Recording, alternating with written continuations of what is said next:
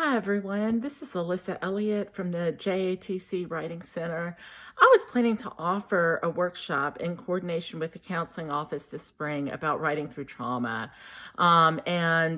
Obviously, our conditions have prevented that happening. Ironically, at a time when many students are experiencing trauma, you're experiencing dislocation from our campus, the loss of contact perhaps with friends and loved ones, professors, the experience of attending classes. And many students, I feel, are feeling some concern around these topics. So in addition to the counseling workshop that I posted some information about yesterday, I wanted to just talk through some of the things I wanted to say when we got together to talk about writing through trauma, because I find many students, especially when they encounter those narrative assignments where you need to talk about your past, or you talk about your family, or you talk about something that you've overcome, can bring up really difficult feelings. And I know that because I've had that experience as a student myself.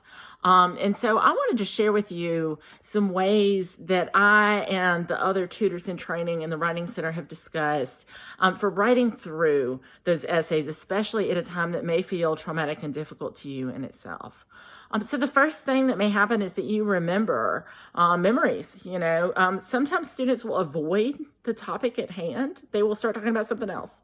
They find it very difficult to address the prompt directly. If you find your mind wandering when it usually doesn't, that might be a sign that you're encountering something that's really making you emotionally uncomfortable.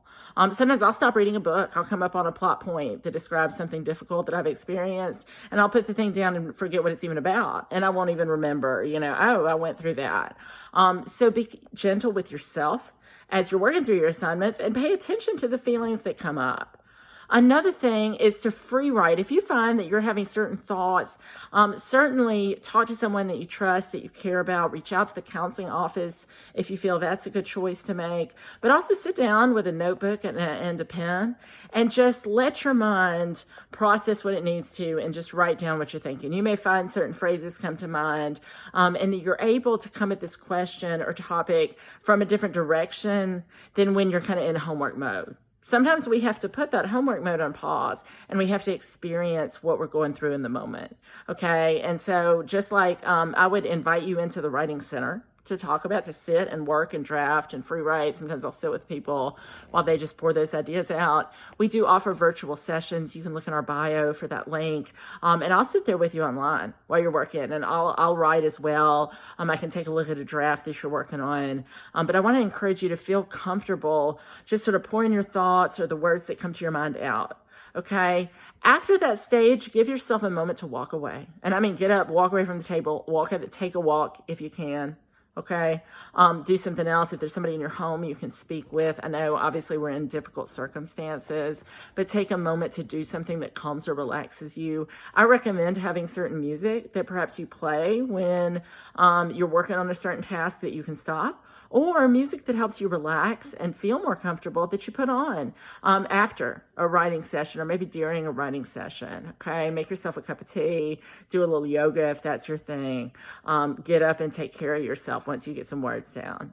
Okay, the next step is let's go back to those rough words and let's look at the assignment sheet again and think about what am I uncovering? What do I feel comfortable sharing with others? So this is where we start to put our sort of conscious writer mind back on and we say, okay, what do I have here? What's really the topic? And you'll be surprised how often a student will develop a really strong draft just out of those rough early notes. It may feel like it's not in the right format, but once you have ideas, okay, you can look back at your assignment sheet, you can look at instructions, you can look at the materials that we have posted for you as well. Okay, look at that Writing Center Canvas shell. And we are going to help you out and kind of use the tools that we offer to guide your work into the format that your instructor is looking for. Another thing you can do, again, is make a virtual appointment. Another thing you can do is read your work aloud as you're working on it. How does this sound as a story? Sometimes students will leave out important information because that information is uncomfortable, and you'll catch yourself if you read aloud. Okay, lastly, as you begin to polish this work, hear your own voice in it. You may find that that you write your way into kinds of resolution that perhaps you had not thought of. I will say many times students find this process rewarding. It starts out painful or scary, but over time they realize that they can take control of their narrative. In addition to like completing our coursework, doing well in school, something that we want to do is to understand ourselves as people and understand our own story. And so I encourage you, again, please feel comfortable reaching out to us in any of our writing centers, but also take a moment, trust yourself, treat yourself with kindness like you would treat a friend who had a hard story, and take care of yourself during this difficult time, because I know that you can get this done. All right, I'll be talking to you soon. Y'all take care.